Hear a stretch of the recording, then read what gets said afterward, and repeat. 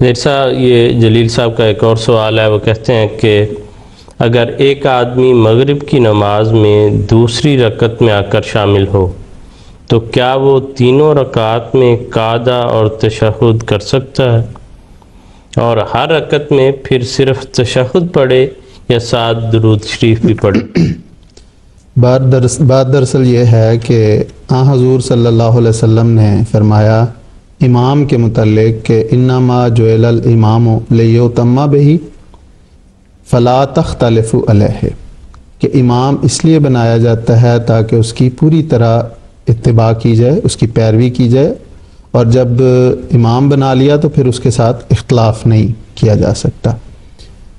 نماز میں جب کوئی مقتدی آ کے امام کے ساتھ شامل ہوگا تو اس کو اسی طرح نماز کی ادائیگی کرنی چاہیے جس طرح باقی جو ہیں وہ جو امام کے ساتھ شروع نماز میں شامل ہوئے وہ کر رہے ہیں۔ مغرب کی نماز میں اگر کوئی شخص، یہ نماز ایسی ہے، مغرب کی نماز چونکہ 3 رکعت پر مشتمل ہوتی ہے، یہ نماز ایسی ہے کہ اس میں بعض اوقات 4 رکعتیں اگر کوئی بعد میں شامل ہوا ہے، کوئی مسبوق ہے بعد میں آنے والا، تو کوئی اگر ایسی صورت میں ملتا ہے تو 4 رکعتوں میں اسے قعدے میں بیٹھنا والی صورت بھی پیدا ہو سکتی ہے۔ اس کی صورت یہ ہے کہ اگر کوئی شخص مغرب کی نماز میں دوسری رکعت میں رکوع سے پہلے مل گیا ہے تو وہ چونکہ رکوع سے پہلے ملا تو اس کی دوسری رکعت شمار ہو جائے گی، پہلی اس نے مس کر دی، تو دوسری رکعت کے بعد امام نے اپنا تشہد بیٹھے گا جس کو کہتے ہیں درمیانی قعدہ، اس میں وہ شہادت کی انگلی تک اپنی تسبیحات پڑھے گا، اس کے بعد امام کھڑا ہوگا تو اس کے ساتھ مقتدی کو بھی اسی طرح کرتے ہوئے شہادت کی انگلی تک اپنی تسبیحات پڑھنے کے بعد کھڑے ہونا چاہیے۔ اور تیسری رکعت پڑھنے کے بعد جب امام تیسری رکعت پڑھ کے بیٹھے گا تو وہ دراصل امام کی تیسری رکعت ہوگی اور بعد میں آنے والے شامل ہونے والے کی وہ دوسری رکعت ہے، اور اس میں بھی اسے چونکہ وہ امام کا مقتدی ہے اس لیے اس کی نیت کے تابع اس کو بھی پوری تشہد پڑھنی چاہیے اور پڑھنی ہوگی، جس میں درود شریف اور دیگر دعائیں جس طرح ہیں مسنون دعائیں ہیں وہ شامل ہیں، وہ پڑھے گا۔ اس کے بعد جب امام سلام پھیر دے گا تو دونوں طرف سلام پھیرنے پر مقتدی جو ہے چونکہ دونوں طرف سلام پھیرنے کے بعد وہ نماز امام کی ختم ہوتی ہے، اس لیے بعد میں شامل ہونے والا جو ہے وہ کھڑا ہو کے اپنی رکعت ادا کرے گا۔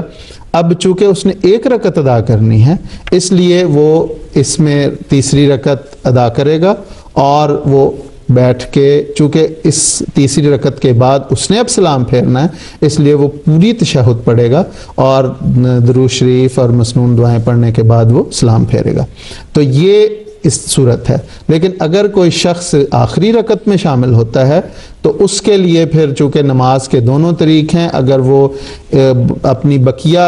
رکعات کو اس طرح ادا کرتا ہے کہ وہ پہلی رکعت جو امام کے ساتھ اس نے پڑھی ہے وہ امام کی نیت کے تابع اپنی تیسری رکعت شمار کرتا ہے اور پہلی اور دوسری وہ ادا کرتا ہے، تو پھر اس کو وہ پہلی کے بعد اسے تشہد نہیں بیٹھنا پڑے گا بلکہ دوسری کے بعد وہ بیٹھ سکتا ہے۔ اور جو صورت میں نے شروع میں کہی تھی کہ بعض صورتوں میں 4 رکعتوں میں بھی تشہد ہو جاتا ہے، وہ ایسی صورت ہے کہ اگر کوئی شخص دوسری رکعت میں رکوع کے بعد شامل ہوا ہے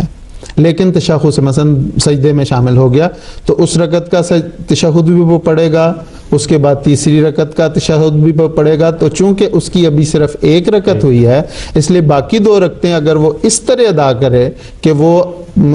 اس رکعت کو پہلی رکعت قرار دے کے باقی دوسری اور تیسری پڑھے گا تو دوسری کے بعد پھر وہ تشہد بیٹھ سکتا ہے۔ اس صورت میں صرف وہ شہادت کی انگلی تک تسبیحات پڑھے گا اور پھر تیسری رکعت پڑھنے کے بعد وہ پورا تشہد پڑھ کے سلام پھیرے گا۔ تو یہ دونوں صورتیں ہیں جو کسی کو مناسب لگیں اس طرح وہ ادا کر سکتا ہے، لیکن جب تک وہ امام کے ساتھ ہے تب تک وہ اپنی نماز کو اسی طرح ادا کرے گا جس طرح نماز کے ساتھ دیگر مقتدی اپنی نماز کو ادا کرتے ہیں۔ وہ یہ نہیں تصور کر سکتا کہ چونکہ یہ میرا دوسرا قعدہ ہے اس لیے میں تو صرف